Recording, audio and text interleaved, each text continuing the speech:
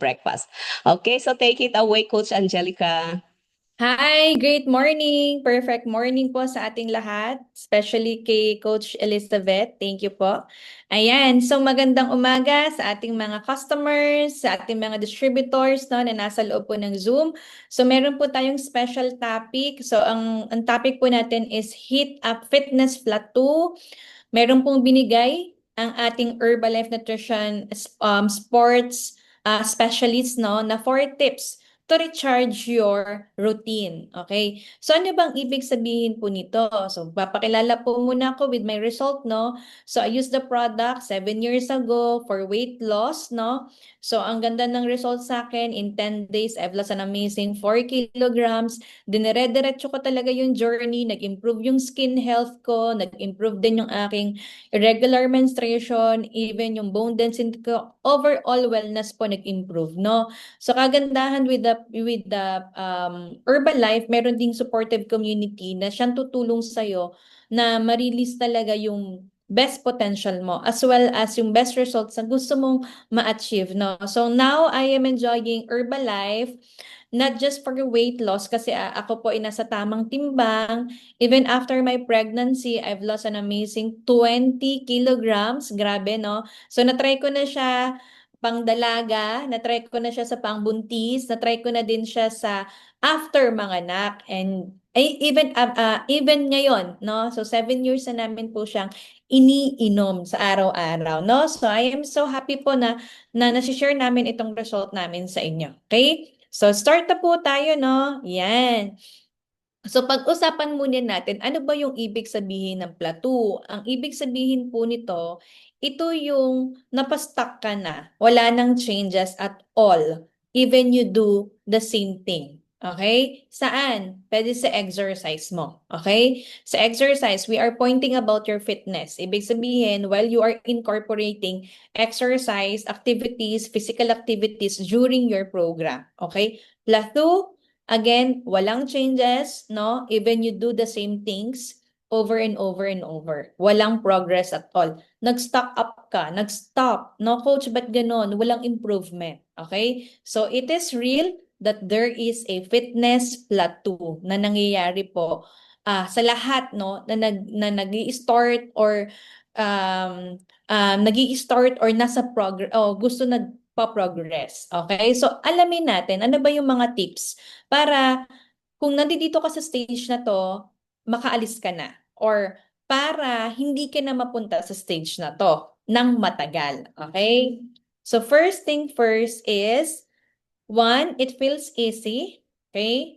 Number two, you are not increasing your heart rate. Number three, your weights are too light. Or number four, boring ka na dun sa ginagawa mo. Okay? So sabi dito ng ating sports specialist, isipin mo daw, kapag nag-undergo ka ng isang fitness program, isa kang atleta. Di ba ang atleta, tinitrain po sila. Pero yung training sa kanila, hindi pwedeng yung training mo last year, yung pa rin yung intensity level ng training mo ngayon. So, ang athlete is, habang tumatagal sila sa pace ng pagiging atleta, nagkakaroon din sila ng iba't ibang cycle, iba't ibang routine every few months. Okay? So same daw sa katulad ng nasa fitness program. So kailangan ang isip mo, it is normal na nag-i-increase ka, okay, ng intensity level sa ginagawa mong fitness activities. Okay? So ano ba yung ibig sabihin na it feels so easy, no? Kung nakikita mo yung sarili mo na hindi na ako na-challenge every time na pine-perform mo yung physical activities na yan, parang wala ng kurot sa katawan mo, wala na ding soreness, parang pakiramdam mo it's so easy for you to do that activity. Parang kung dati you can make it 2 hours, no, na walang tamang tempo, bilang, now ang bilis-bilis na lang sa'yo because it's so easy for your body. Okay? So ang sabi dito, you have to increase yung difficulty level and you have to add some balance challenges. Kung before, no, you do yung katawan mo lang, no, and what I mean is yung wala kang ginagamit, no, na tools para bumigat ang katawan mo, wala kang ginagamit na anything na para maka-add doon sa bigat ng ginagawa mo, yung intensity ng ginagawa mo. So this time, pwede mo na siya i-consider. Okay? So katulad ko po no, nung nanganak ako, before ako manganak, I do Muay Thai, okay? I do some of boxing. Yun yung gusto ko, yung gumagalaw. Kasi yung katawan ko, ayaw po niya ng nasa gym tapos nagda-dumbbells. Ewan ko, hindi ko din feel yung sa sobrang liit ng timbang ko na 48 yung nagra-running. So hindi ko feel yung ganun. So gusto ko yung magalaw, okay? So after ko manganak, on my 7th month na nakaanak ako, I tried yung at home na activities. So sumakit naman yung aking tahe. So nag-stop ako and I waited for matagal, ilang months para makagkaroon ako ng physical activities. So pwede nyo pong pakiramdaman, depende po sa tawag ng katawan nyo. Mararamdaman nyo po kasi if your body, ang calling niya is for this kind of physical activities. Baka kasi mayroong kang example ngayon, yung katawan mo is around 30 pounds na excess. And then agad nag-jump ka to a higher level intensity, super intensity na workout. So definitely, mahirapan ka agad, 'di ba? Sobrang hirap agad, coach. Hindi man lang ako nakapag kumbaga sa beginner, 'yon. Kailangan makapag-start ka as a beginner. Nandun ka na agad saan sa pro. Na yung level ng iyong intensity. So, marami nagkakamali dyan pag walang fitness coach. Kasi people tend to watch on social media, on Google, na hindi talaga fit for their kumbaga sa fitness level na meron sila. Okay? So, pwede kang mag-start small, okay? Para ma-stabilize mo lang first yung mga maliliit mong muscle groups sa katawan mo. So, imagine kung bago kang anak, no, na CS, tas hirap ka makalakad and so on, tapos biglang nagbuhat ka. So, di ba, ang hirap. So, mahirapan talaga yung katawan mo. It's a lesson learned for me. Okay? Yan. So, try using po yung upside down. Meron tayo yung half ball. Ito po katulad niyan. For your squats, okay? If you want na mas ma-stabilize yung mga small muscle groups mo. And then, keep focus throughout your routine. Okay? Hanggang sa matapos mo siya. No? And then, next po is yan, kapag hindi na nag-i-increase yung heart rate mo, this is the signal. Before, every time you work out, grabe yung hingal mo. Every time you, example, tumatakbo, grabe talaga yung hingal mo. And then later on, pag nagsasalita ka na during your workout, di mo na nararamdaman yung pagkahingal.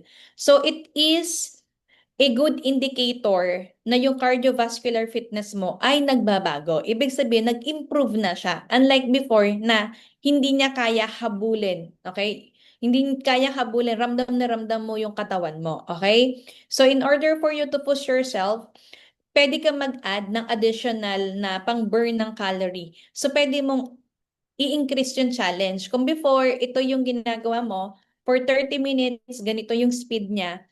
Now, it's time for you na i-incline mo yung treadmill o kaya naman yung speed level niya. Kung dati nasa level 6 lang, ngayon mag-level 8 ka na, okay? So, monitor mo yung heart rate mo, okay? And be sure to keep within your safe guidelines kasi very important din yun. Hindi naman tayo nagmamadali kasi fitness is talagang it's a progress, no?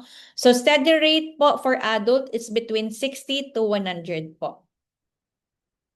And then, next po is, your weight are too light, no? Coach, yun nga, pag nag-exercise ako, it's no longer challenging, pwede ka na magbuhat ng mabigat, no?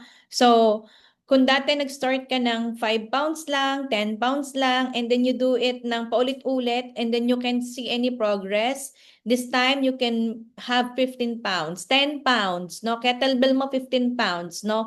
And taasan mo yung number ng repetition mo compared dun sa ginagawa mo previous months ago. Okay? So, yan siya.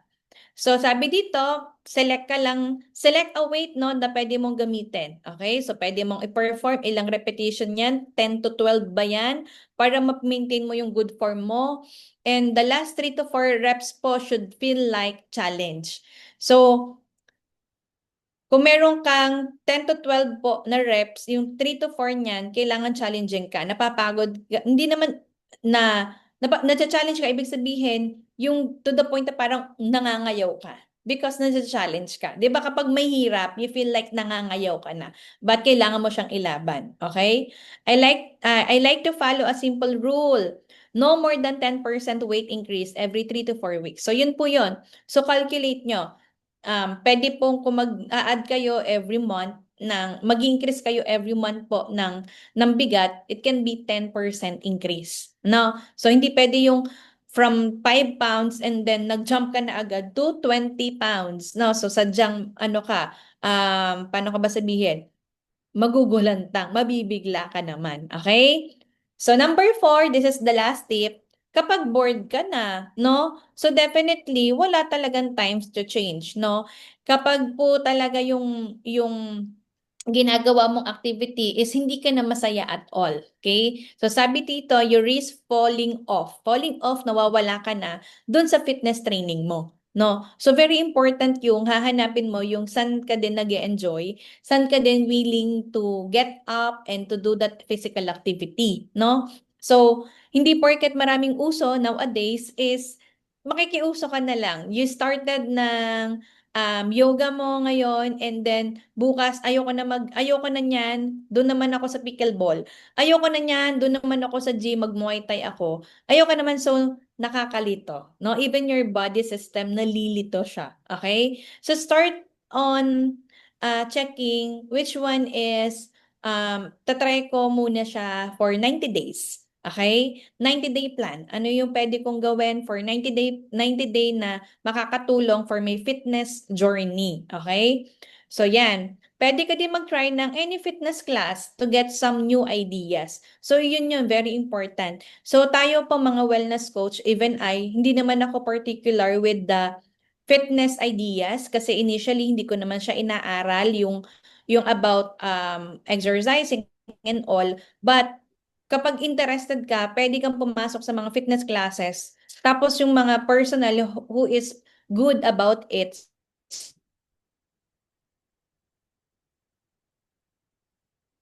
own time, doing it at home, meron ka talagang kumbaga, idea, no? Tamang form, tamang bigat, no? Tamang tempo, yung tinatawag na tempo.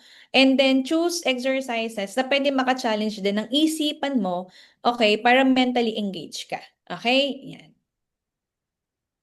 Ayan. So ano ba yung sa Herbalife na malaki pong tulong for every athlete-minded individual. Okay? Athlete-minded, ayaw mo ng sedentary ka lang. Gusto mo you are visible, you are active, yan. Yung nagagamit mo yung katawan mo. No? So meron tayong tinatawag na immediate and sustained muscle recovery drink. So, ang tawag sa kanya, Herbalife Rebuild Strength, no? So, ang target users nito, lahat ng atleta, after ng kanilang resistance or low aerobic training, even mababa o mataas yung intensity, anybody na gusto ng protein rich, ibig sabihin, yung makompleto niya yung protein niya para as he age, mag-age gracefully siya kasi maganda yung muscle mass niya. Kung gusto ng supplements for protein, and even after yung kunyari nag-running lang siya ng kaunting minutes, 30 minutes, nag-cycling lang siya for ilang minutes, no? Pwede po ito. Basta anybody who wants to add up protein intake. And of course, it targets yung recovery, no? So target niya yung mga muscle mass natin na napupunit, so it helps na ma-recover para pagising mo kinabukasan. As in, for me pag ginagamit ko siya, talagang 70% lessen yung soreness o pananakit. So, kapag uminom ka niyan, definitely, hindi ka yung ayoko mag-workout kasi ang sakit ng katawan ko. So, this Herbalife Rebuild, nire-rebuild niya talaga. So that, dire-diretso ka. May time ka for the next level ng challenge ang exercise mo. And key feature niyan, dairy protein po yun, 24 grams. Napakaliit lang ng calorie niya. That's 190 calories lang per serving. Tapos meron na siyang 4,000 milligrams ng amino acid. So meron siyang BCAAs.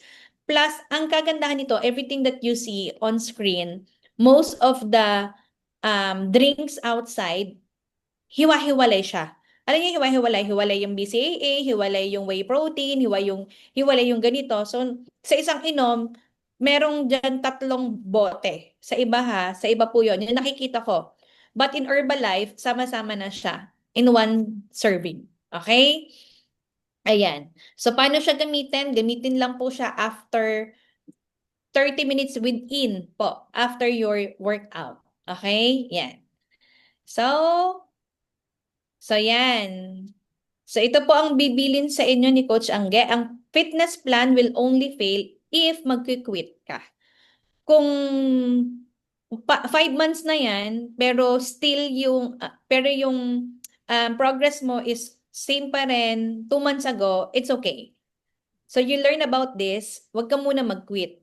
So better think you are an athlete, a new cycle again. Okay? Make an effort to keep your results evolving by listening to your body and knowing when it's time to change things up. Okay? So that's all. Thank you po sa inyong lahat.